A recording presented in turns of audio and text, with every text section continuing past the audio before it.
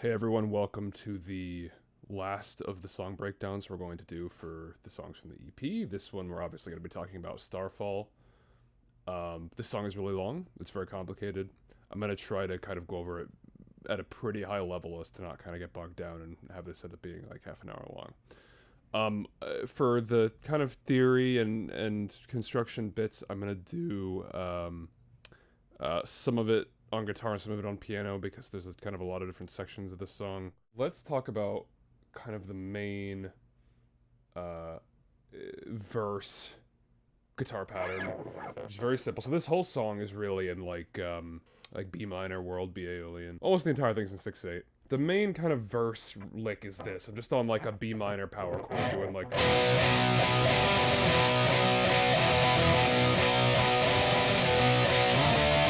that kind of thing. Kind of does like a few bars of that, and then at the end it'll do some other chord as like a transition, and there's kind of a pattern of four. So like, the first time go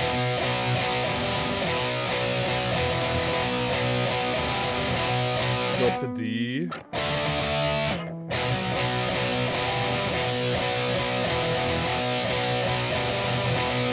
Second time we go just G to A. Third time we do the same thing where we go up to the D. And the fourth time is G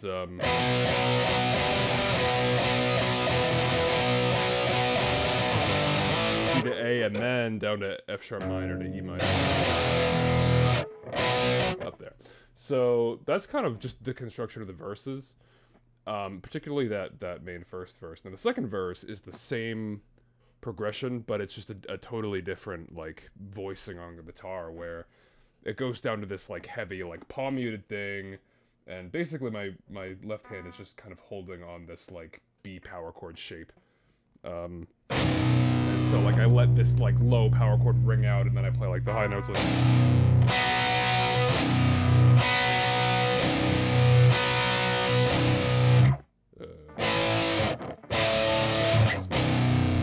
and that's how the second verse kind of gets its sound. And the only other thing I'll note as far as that pattern goes is the kind of going back to that first verse idea.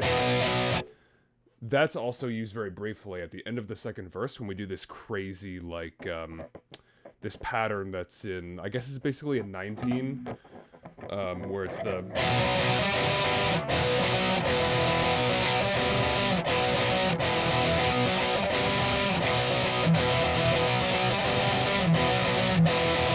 that's like the one weird time signature thing in this song, and it's really brief.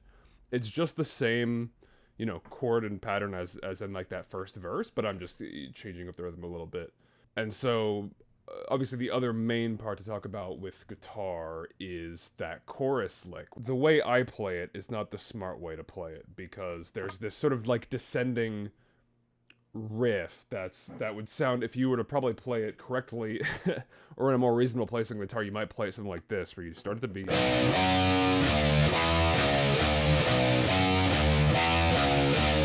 that would probably be a reasonable way to voice that, and you could probably get that going pretty fast. I don't play it that way because I'm a silly person, and instead I play it all the way on. I just play everything on the bottom string like that. And so that is kind of the main building block. And so what's happening with that chord progression during the chorus is we kind of are sliding into these power chords up at the top, like, and then hitting some low B power chords, and then the ending kind of depends on which one. So I'll kind of go through the whole thing slowly here. So start on the B minor power chord. I'll just go up to the minor. B minor again.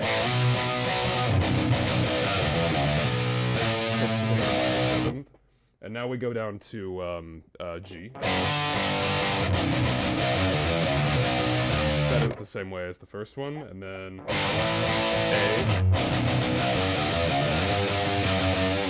So kind of going to that minor 6 and resolve it down to the 5. And it just repeats from there. So that's like that whole crazy riff and what's going on there. So yeah, that, again, I know that was really high level. Again, there's a lot going on with this song, so I wanted to kind of keep it pretty simple. Let's hop over to the piano, and I'll talk about a couple of the sections I didn't get to on guitar. Hi, here we are at the piano talking about Starfall. So there's really only two parts I really wanted to go over on the piano.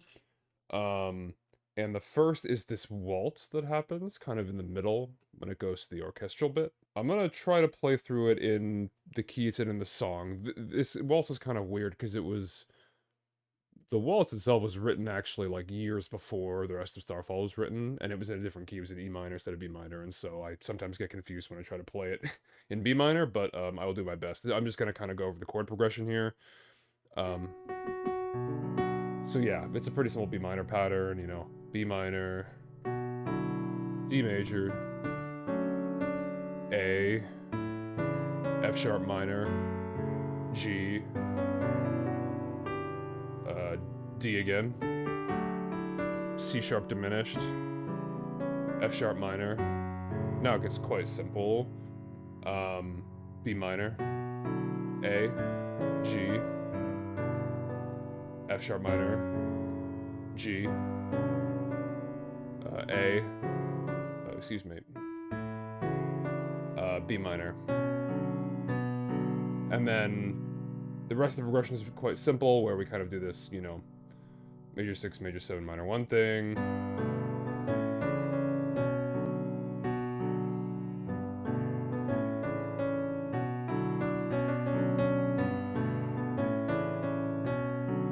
This is where we go to the C sharp diminished again.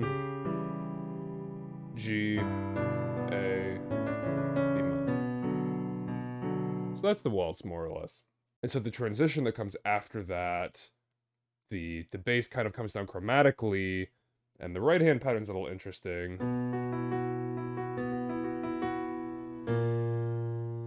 So the pattern of eighth notes there is the kind of bottom note is going down chromatically, but these two top notes actually kind of stay diatonic, at least for the first few iterations.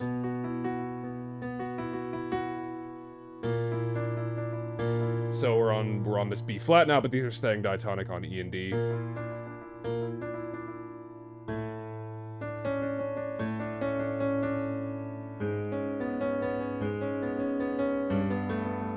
And now is where we break that pattern and we go to this harmonic minor thing.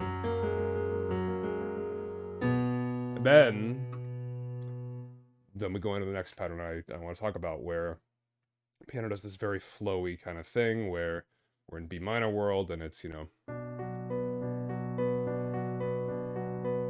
we're just having some melody there in the top of the right hand.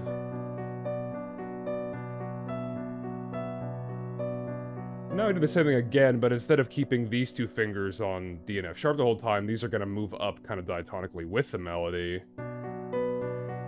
So we get some different chords. So now, because this is like, you know, this is essentially C sharp diminished over B. D over B, right? E minor over B. And then we get to kind of the main part of the pattern that repeats, where we're going to kind of move in a pattern of G, A, B minor, A, right? So the left hand is just doing octaves.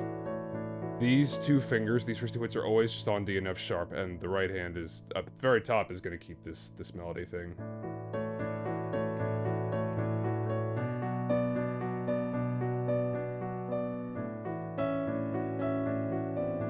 So we do break the pattern there, where the left hand, sorry, isn't just playing octaves. It actually kind of the thumb is following up to the melody that's happening up here.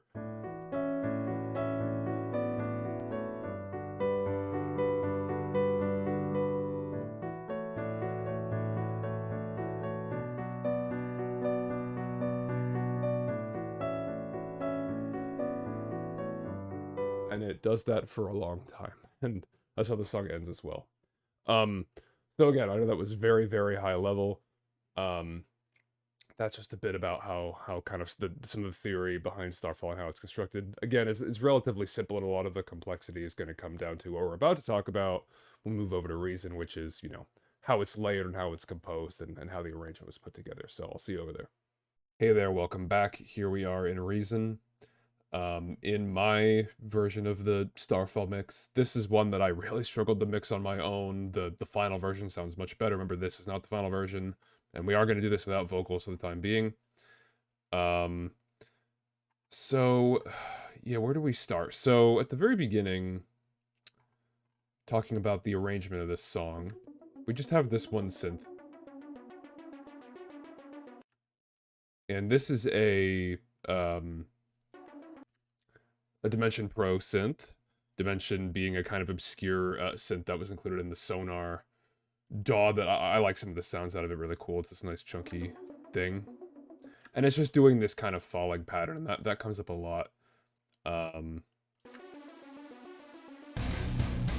Everything pops in. Rhythm section. As well as there's another Dimension synth going on. Same notes as the other one, but just a different timbre. I think I have those panned differently, which is typical of me. Here, let me close the rack. We don't really need to look at that.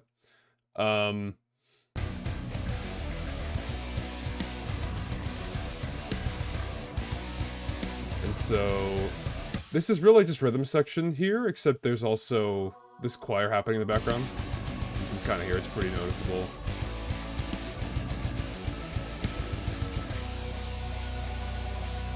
And that's one of the reasons that choir's in there. It's got this cool kind of build into this sort of wash, just the guitar and the choir. You know? And the verse is really just heavy on the rhythm section. It's really rare that I have a verse that's like just rhythm section, but this is all just guitar, drums, bass, not even piano yet. So we're about to hit the chorus, and we're going to be hit with the choir, we're going to be hit with the two synths, we're going to be hit with some strings that are going to be playing these long sustained notes, and the piano. And I think the piano and the strings are playing more or less the same things in the top.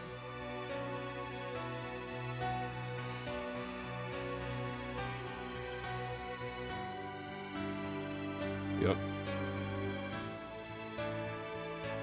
Choir as well.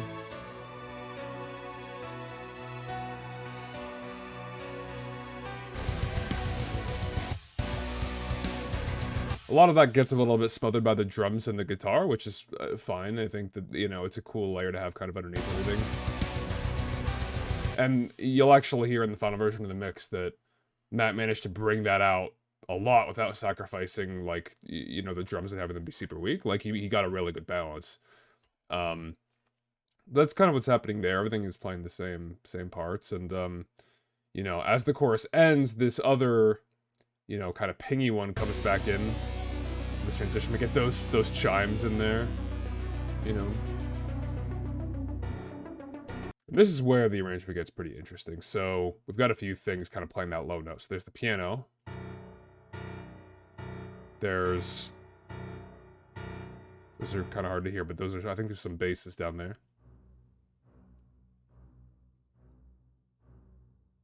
Yep. And also this synth is also hitting. Sorry, this synth is playing the falling pattern. It's this synth that's doing these low hits as well. And you can hear those really buzzy notes.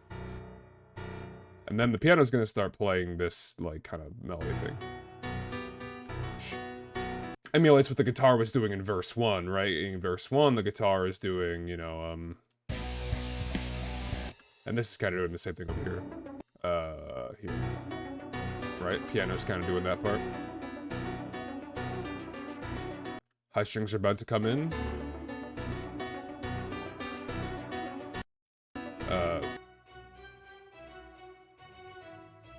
Kind of mirroring the piano part there. Right.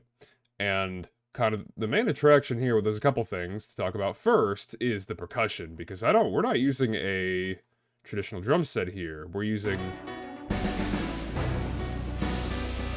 this gnarly layer of orchestral percussion.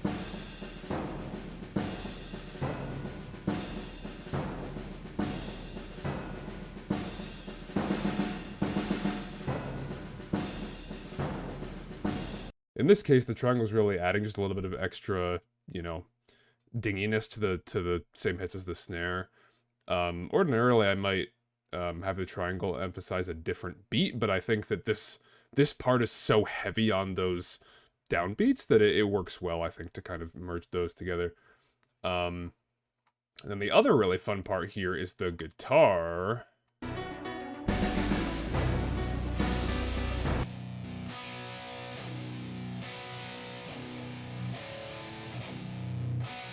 This is a really gnarly part. And there's actually a second guitar here, and this guitar is actually just hitting high chords to go in together with the part guitar one's playing. Or not even chords, maybe just notes? Oh, there are the chords, yep.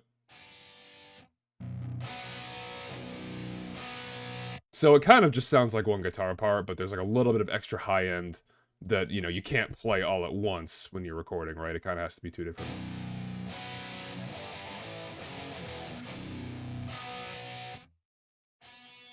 Say, yeah.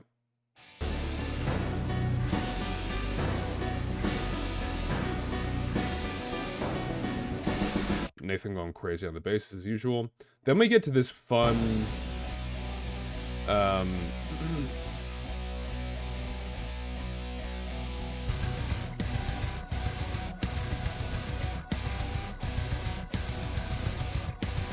this fun, you know, polygon thing. 1, 2, 3, 4, 5. 1, 2, 3, 4, 5. 1, 2, 3, 4, 5. 1, 2, 3, 4. 1, 2, 3, 4, 5.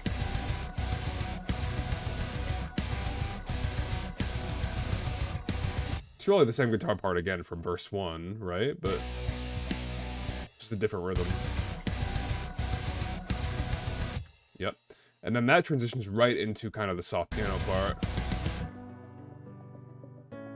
Got a little bit of flavor from this synth. It's kind of filtered here. Just a subtle little texture.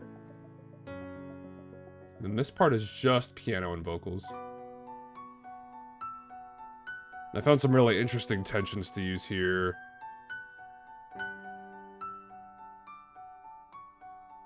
And I think in the second repetition it'll add some extra, like, harmony. Yep. Probably the Mixolydian tone, if I had to guess, just from listening. Yep. And then, right, we transition into the waltz part, as we went over.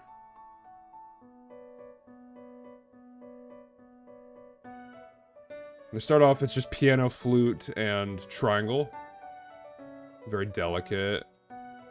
And it's kind of just the first chunk of it, of the progression. And then we're going to add in basses and everything here.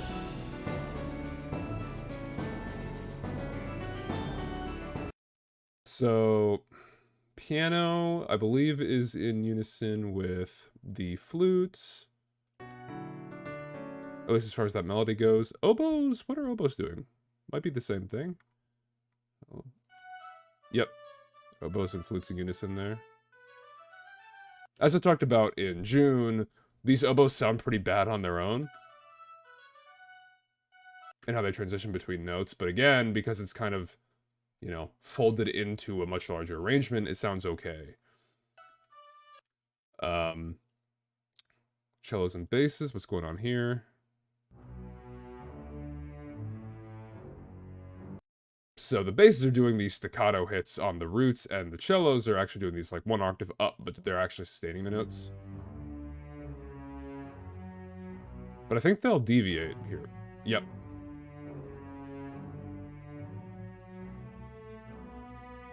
Just a cool little harmony from the cellos there.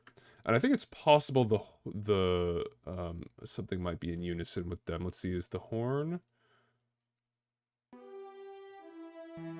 For this part, at the end, they are in unison, right? You can hear those underneath everything.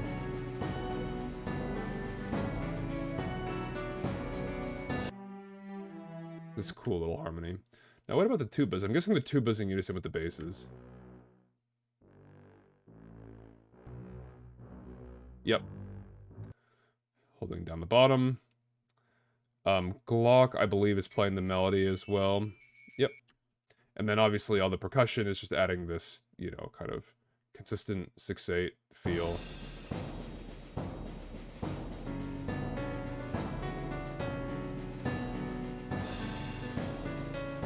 right? Then the transition. Bass is keeping that root. The strings are doing that high staccato thing. Now we get into this thing. And this section is utilizing some sound effects. It's kind of rare that I'll actually, you know, do sound effects in songs. It's something I want to learn how to do more of and like learn more sound design. But what we have here is we have like a kind of wind sound, which is just, it's just white noise that's been filtered through a bandpass, I believe. And then we've got like some kind of wind chimes. It's a very subtle layer. It's a little bit of texture. There's not really much of a pattern to it.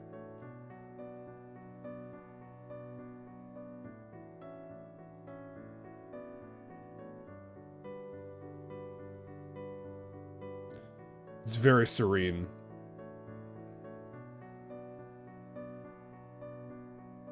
And that goes for a while. We start to get this filter in from that sort of pingy dimension synth here. This is when it gets big. So a lot of stuff's going to come in all at once. We're going to get the strings playing, that sort of melody the piano's playing.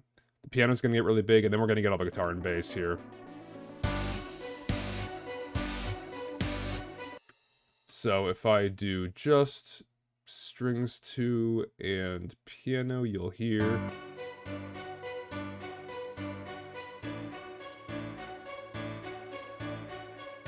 it's a much more staccato feel. We kind of went from that serene legato thing to this sort of very bouncy thing.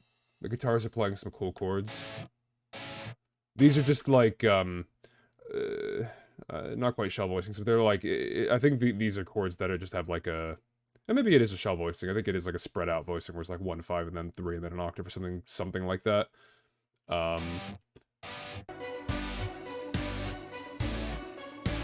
And what you'll hear momentarily is that the bass is going to do these cool licks, and Nathan actually came up with those, and I had the strings kind of follow him. Let's see. Right, that cool thing. And now we get a few other things coming in. The choir comes in here. And my favorite, the organ. Let's see. Choir and organ is just such a great pair. And they'll be pretty subtle. But you get this nice underlying layer on top of the bounciness.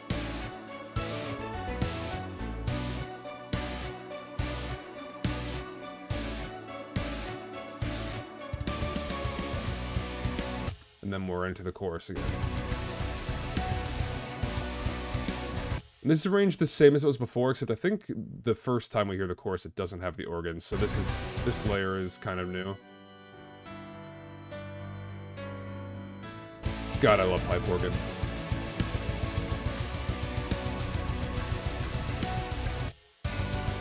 So now we actually go back to this pattern we were doing earlier. You know, like during this part, but instead it is in this heavy section. And so things kind of stay with the same function they had before, where these high staccato strings are kind of doing that thing. There are some sustained strings now underneath it, you know. Organ's still doing that same pattern.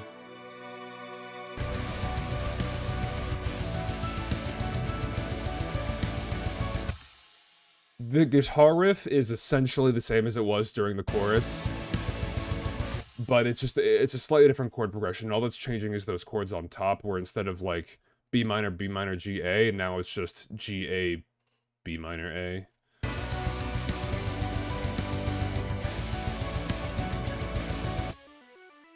All the synths are doing that falling pattern thing.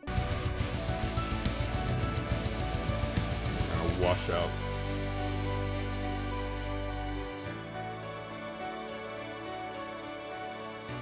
Keep all those high things, the strings, the organ, the choir are all still there. The synths are gone, the rest of the rhythm section's out.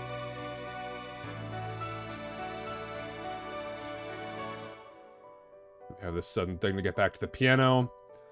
And again, these sound effects come back in here. The wind chimes and the wind sound. And that's how the album ends. So yeah, there's a ton of layers, and obviously we didn't get into the vocals, and look how many vocal parts there are. You know what I mean? Like, this is really an intense arrangement. But you know, this is a song where it's really the same chord progressions. It's just B minor. It's, you know, the B minor GA thing. It's just doing that for almost the entire song, and it's really making it interesting by having so many different layers and having so many different like textures and sets of textures that it still feels really dynamic.